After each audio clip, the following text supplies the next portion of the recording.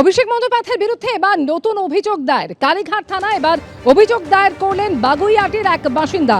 বাগুইআটির বাসিন্দা রাজীব সরকার তিনি অভিযোগ দায়ের করেছেন যে গাড়িতে চড়েন অভিষেক বন্দ্যোপাধ্যায়, সেই গাড়ির ফুটবোর্ডের ওপর দাঁড়িয়ে নিরাপত্তা রক্ষীরা যেভাবে যায় তাতে নিরাপত্তা রক্ষীদের বিপদ রয়েছে, পথ চলতি মানুষদের বিপদ রয়েছে। আর এই নিয়েই অভিযোগ জানান কালীঘাট থানায়।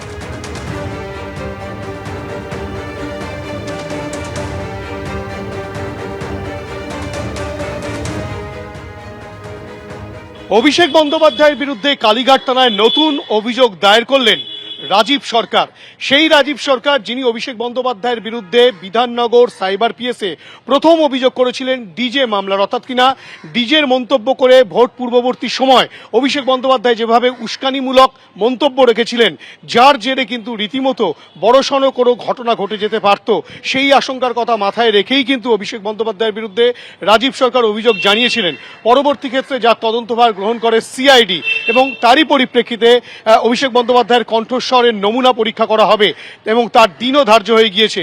তারই মাঝে সেই রাজীব সরকার এবার অভিষেক বন্দ্যোপাধ্যায়ের বিরুদ্ধে কালীঘাট থানায় অভিযোগ দায়ের করলেন যে অভিষেক বন্দ্যোপাধ্যায় তিনি যে গাড়িতে চড়েন সেই গাড়ির যে ফুটবোর্ড রয়েছে সেই ফুটবোর্ডে বেআইনিভাবে লোক ঝুলিয়ে, অর্থাৎ কিনা যার নিরাপত্তা রক্ষী যারা রয়েছে তাদেরকে কিন্তু এভাবে নিয়ে যেতেন এবং যেটা কিন্তু একেবারে বিপজ্জনক, সাধারণ মানুষের জন্য বিপজ্জনক ছিল এবং যারা নিরাপত্তার দায়িত্বে ছিলেন তাদের জন্যও বিপজ্জনক। এবং এ বিষয়ে তিনি যেটা চাইছেন, কালীঘাট থানায় তিনি যেটা অভিযোগ জানিয়েছেন যে অবিলম্বে যেন অভিষেক বন্দ্যোপাধ্যায়ের বিরুদ্ধে ব্যবস্থা গ্রহণ করা হয়। শুধু তাই নয়, তার নিরাপত্তার দায়িত্বে যারা রয়েছেন তাদেরও বড়সড় বিপদ ঘটতে পারতেন এবং যেহেতু নির্দেশটা অভিষেক বন্দ্যোপাধ্যায়ের তরফ থেকে এসেছিল সেই কারণে অভিষেক বন্দ্যোপাধ্যায়ের বিরুদ্ধে অভিযোগ দায়ের করলেন রাজীব সরকার।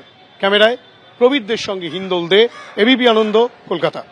গাড়ির মাঝখানে ছাদ থেকে কোনো কেউ যদি বেরিয়ে থাকে তাহলেও সেটা যেমন শাস্তিযোগ্য অপরাধ, ঠিক তেমনি ততটাই অপরাধ হচ্ছে এইভাবে গাড়ির বাইরে কেউ কোনো লোক নিজে থেকে যদি নিয়ে যায়, তো এর দায়ভার অভিষেক ব্যানার্জির। কারণ হচ্ছে গাড়ি হয়তো উনি ভাড়া নিতে পারেন বা গাড়ির মালিক হয়তো অন্য কেউ হতে পারেন, কিন্তু গাড়ি যিনি চড়ছেন সে নিজের নিরাপত্তার নামে সে এইরকম ভাবে গাড়ি লোক নিয়ে যাচ্ছে। তো এটা তো অপরাধ তো অবশ্যই, এবং এর দায়ভার অভিষেক ব্যানার্জির, এর দায়ভার গাড়ির ড্রাইভারের না। কারণ নির্দেশটা দিয়েছিলেন অভিষেক ব্যানার্জি, তবেই ওইভাবে পাদানিতে লোক দাঁড়িয়ে ওনাকে সিকিউরিটি দেওয়ার নাম করে লোক ঝুলতে গেছে।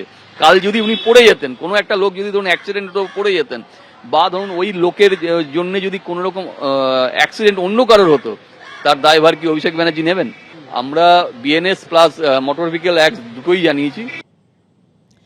ডিজে মামলায় গতকালই অভিষেক বন্দ্যোপাধ্যায়ের কণ্ঠস্বরের নমুনা দেওয়ার কথা ছিল, কিন্তু তিনি যাননি এবং আদালতে তিনি দ্বারস্থ হয়েছিলেন রক্ষা কবচ চেয়ে, তবে আদালত কোনো রকম স্থগিতাদেশ দেয়নি। আর এই অবস্থায় আগামী 8 তারিখ সকাল 10টায় তাকে ডেকে পাঠানো হয়েছে এবং সেখানেই কণ্ঠস্বরের নমুনা পরীক্ষা হবে। সকাল 10টায় বিধাননগর এসিজিএম এর এজলাসে দিতে হবে কণ্ঠস্বরের নমুনা। বিশেষজ্ঞ এবং সিআইডি আধিকারিকরা সেখানে থাকবেন। কণ্ঠস্বরের নমুনা দিতে হবে অভিষেককে, এমনই নির্দেশ দিয়েছে বিধাননগর আদালত।